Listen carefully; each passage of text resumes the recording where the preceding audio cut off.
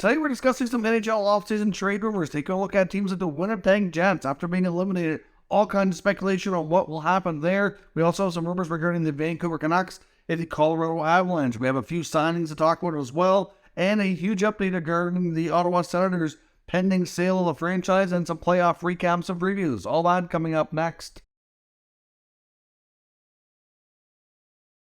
So welcome back to another video here at Top Shelf Hockey. As I mentioned, we have a lot to cover today. Let's get started by taking a look at the most recent playoff action. We saw our first team eliminated from the 2023 postseason last night with the Winnipeg Jets falling 4-1 to the Vegas Golden Knights, being eliminated 4-1 as well.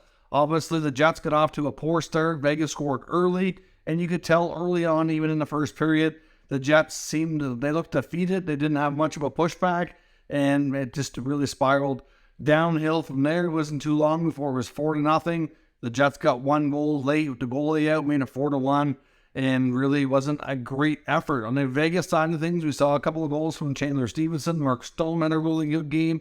Interesting to note, though, Phil Kessel actually was a healthy scratch. Phil Kessel missed his first game, I think it was 2009. Obviously, he's got the long Ironman streak going right now, and that streak is not impacted by the scratch. Because that only counts for regular season games. So obviously, the Golden Knights weren't confident that he was one of their top 12 forwards and decided to sit him out. Something you don't really see very often with Phil Kessel. Like I said, you got to go all the way back all those years ago and before his streak started to see something like that take place. After the game, the post-game interview from head coach of the Jets, Rick Bowness, was quite interesting and really surprising. You don't often hear a head coach speak so candidly and show so much frustration with his own players. He said that he was very disappointed and disgusted, and when he was asked to clarify, he said that the top players of the Jets showed no pushback and just did not put forth a strong enough effort. It sounded like this is something that's been building for some time. He also said it's the same crop that we were seeing back in January and February. Once they, had a solid first half of the season, they were challenging for first place in the Central Division for a while. And he said other teams started kind of coming for them and making it, tougher to stay there. And they had no pushback.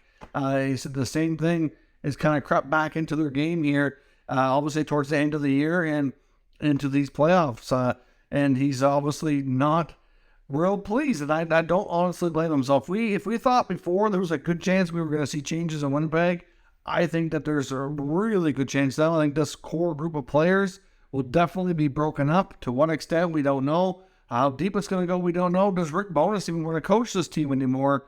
It's hard to say. But we will be discussing the Jets a little bit further later on in the video and some potential rumors of what we might see happen. But certainly an ugly end to the season for them. Of course, we saw the Maple Leafs and the Lightning do battle in Game 5 back in Toronto. The Leafs having an opportunity to close out the series and try to win it 4-1. They did come up short. The Leafs lost the game 4-2, and they're now 3-2 in the series with Game 6 going down in Tampa on Saturday night. The Leafs scored early. Morgan Rielly got a goal, I think it was 4 or 5 minutes into the game.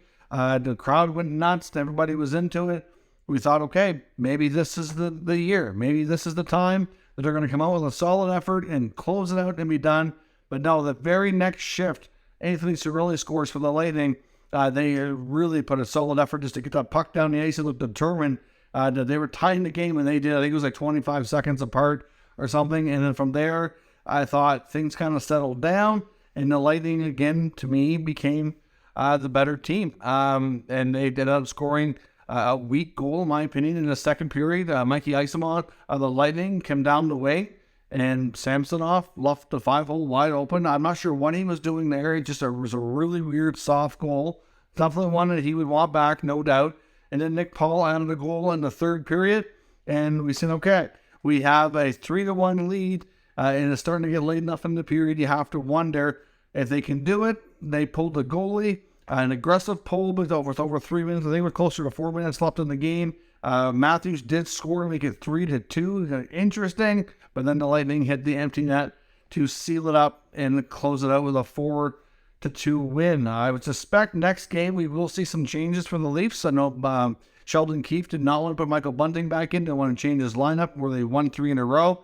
I have no doubt he'll get back in. And I wonder if we're finally going to see Justin Hall come into the lineup. He's been on the ice for 3/4 of the goals against by the Leafs that they've allowed against the Lightning in this series. And Sheldon Keefe continues to deploy him, playing some pretty big minutes. I don't quite understand the fascination there, especially where you have Timothy Liljegren waiting in the wings. It was, in my opinion, a better choice. I mean, yes, he's young, he's inexperienced, but still, at this point, I wonder if they'll give him a chance or if they'll make any changes in that regard. At the very least, I think we're going to see Bunting next game.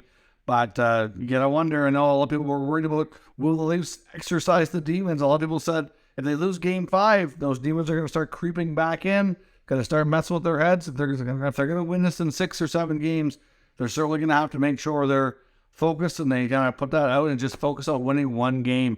I know it's always the 4th win in the series is always the toughest one, but yeah, we'll see what happens. If the Lightning have any more thing in them, or will the Leafs go down to Tampa and end it? They won the last 2 games in Tampa down there, so I'm sure the Leafs feel good about that.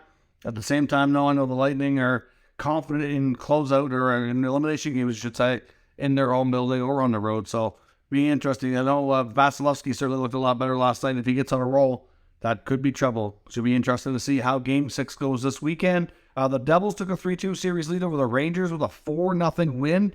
Kira Schmid from the Devils, after taking over from Vanecek in Game 3, has absolutely dominated this series. The Rangers just don't look like a solid team anymore. I mean, from what I've seen in this series, they just don't look good.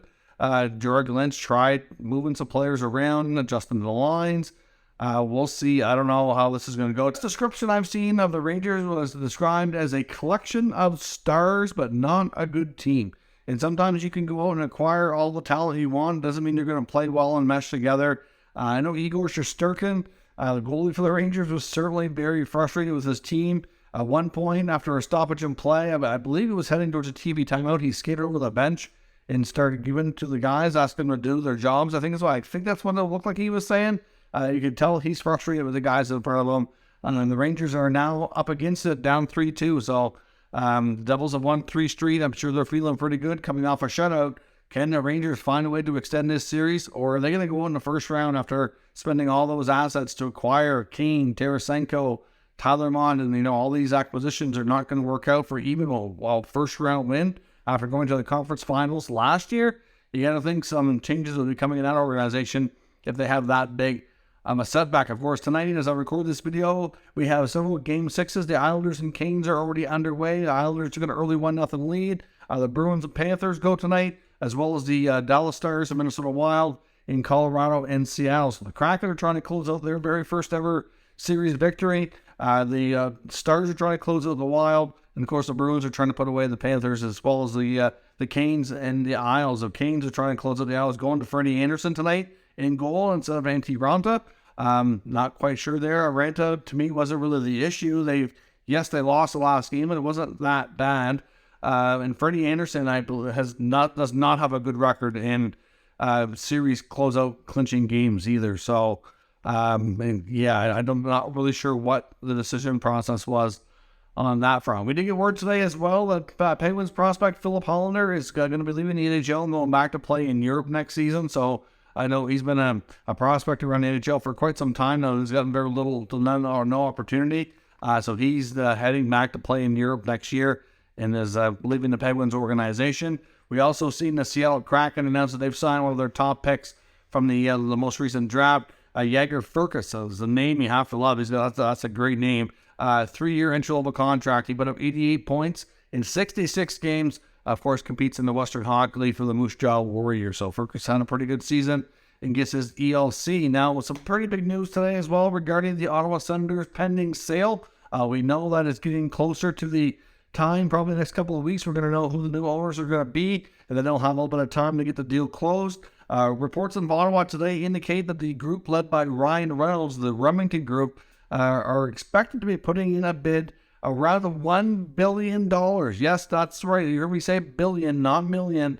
$1 billion is expected to be what the bid is from the group led by Ryan Reynolds. Certainly, they're very motivated to buy this team, but they have a lot of things to offer, in my opinion. Obviously, the group is, very familiar with when it comes to real estate development, so they will be an excellent group to lead the charge for the new arena.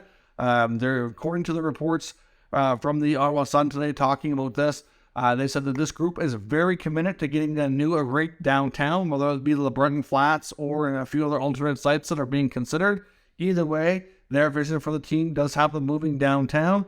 They also have plans to redevelop the land in Canada where the Canadian Tire Center is. So obviously that's something that's important to the city as well, that's not just going to sit empty and kind of go to waste and slowly rot away here. I mean, that's a big area that's been underdeveloped. I mean, which is, I think, a big part of the reason why, it's kind of become, over time, a lot of people might think it's an odd spot for the arena, but I think the longer term plans when it was first developed, there was supposed to be a lot more go on there. I mean, there is a big outlet shopping mall, there's a lot of shopping stuff nearby, but it's really a lot of empty land.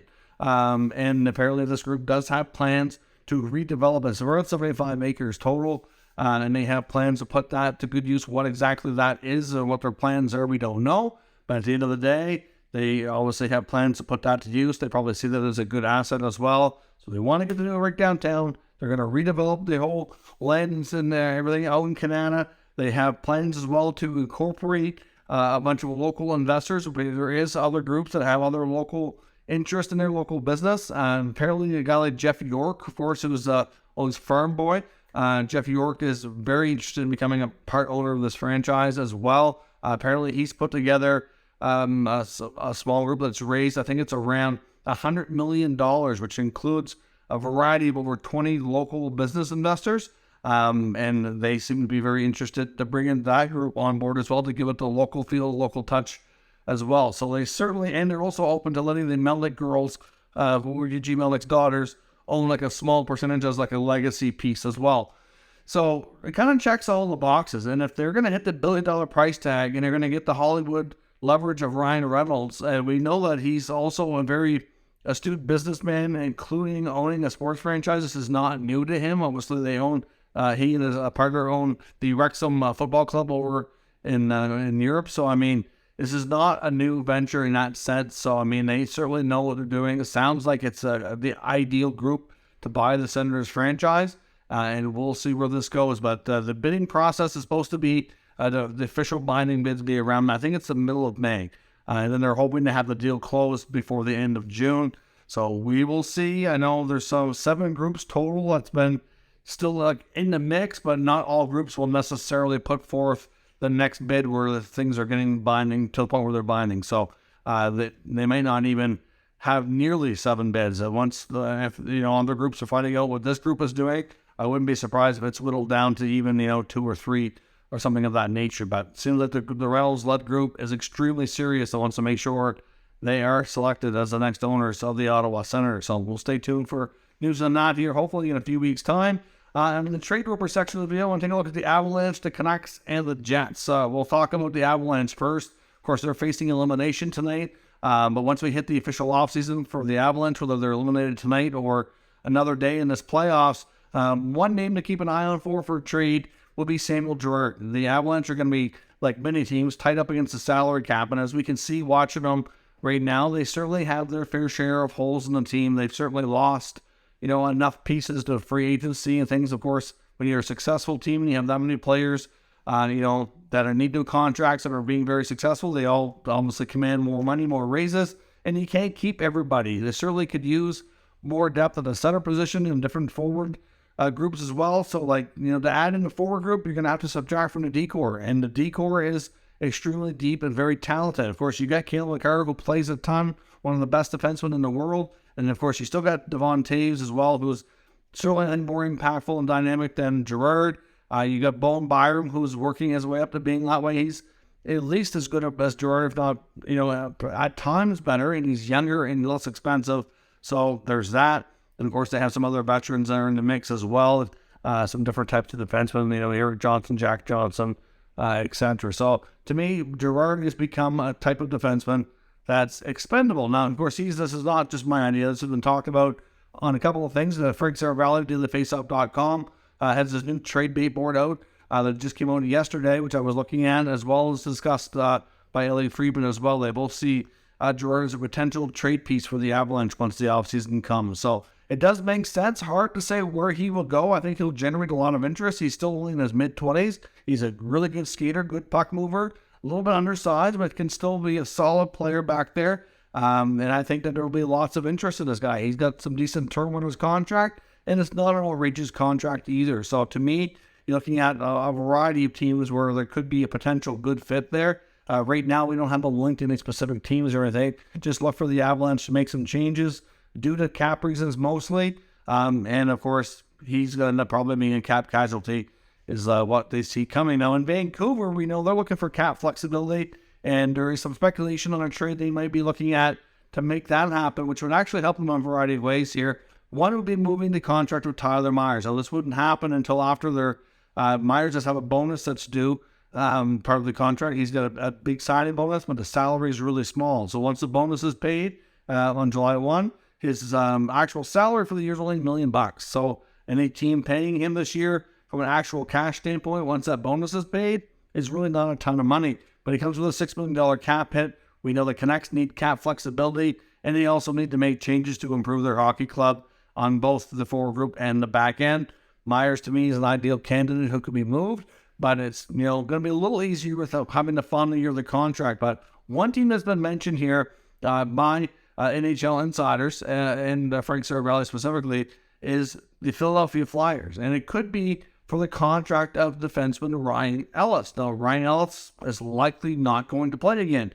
But, of course, the Flyers are going to be a team, and they're going to be expected to make enough changes that they're not going to be operating in LTIR. They're not going to be a team spending over the cap. They don't really need that contract.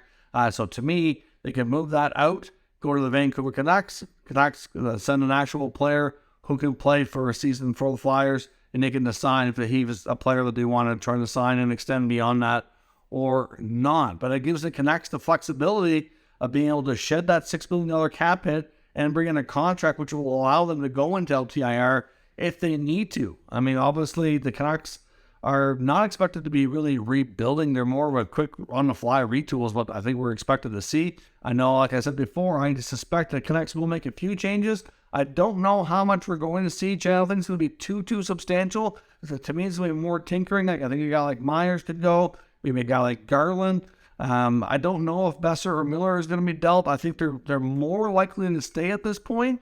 We've seen Rick Tocchet have pretty good success, and I do wonder, though, my concern for the Canucks is that they went on a pretty decent run down the stretch after Tocchet took over, but I think they may get false expectations of what they are. A couple of reasons. One, when he first took over, they already got through a big tough part of the schedule, so the schedule was definitely a little bit easier. And once the players know that the season's lost and the playoffs are out of reach, that takes away a lot of the pressure. Players tend to play a lot looser, and they probably are more likely. That's why you get false hope sometimes. It happens a lot. Teams that are under the playoffs go on a run at the end of the year, and you get all this hope for next year, but then it doesn't necessarily follow through and follow the team into the next season. So to me, I don't know. That's my concern for Vancouver. So I don't know that we're going to see substantial change, but some tinkering for sure. And moving that Myers contract should become a lot easier, and maybe bringing in an LTIR contract in return will help them get maximum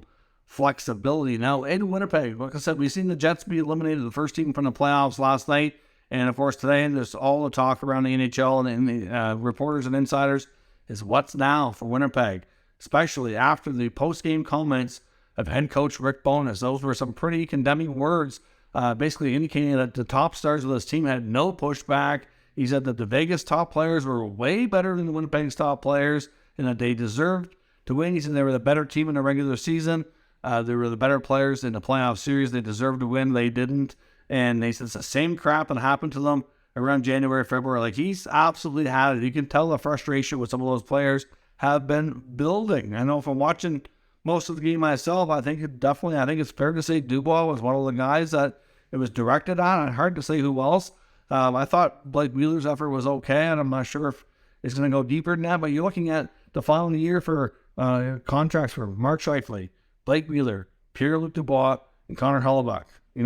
Kyle Connor signed long-term. I would think that the two main forwards they would want to keep and build around would be Ehlers and Connor, and not to mention some of the young guys like Perfetti and the guys that are coming up. But they certainly need a variety of things. And a lot of people speculate if the Jets, if they decide to go more rebuild mode, is Connor Hellebuyck going to want to stay? Because he's made it clear before that if they're going to make changes and compete, he'll stay. He had a really good season overall. Didn't have a good playoff series. Hellebuyck was by far not like the second best goalie in that series, which is not good. But I mean, Pierre-Luc Dubois was talked about by the 32 Thoughts podcast today from Freeman and Merrick, and they said, the most likely scenario, they still feel he's going to end up in Montreal. But Merrick said that he's heard rumors that there are other teams that are interested in trading for Dubois, even if they only know they only have him for the one season. But that will certainly impact Winnipeg's ability to get much of a return. But their ability to get much of a return is already limited. They're already in a tough spot because of what everybody already knows about Dubois and what his future likely is going to entail. So it's certainly not going to bode well to get a fantastic return. I know Friedman said a lot of people say just trade him to Montreal for Kirby Dach. And he said if it were that simple, they probably would have already done the deal. I'm not sure that Montreal really wants to move Dach. Or they probably would have already talked to Winnipeg and flipped them and get this done with. Myself, I think that's something we would have already seen. Now, hard to say, but Dubois, I think, is highly likely to get moved, considering they know that he doesn't want to sign there long term. And it appears as though, I think it's fair to say, in my own opinion, that he's one of the players that Bowness was referring to.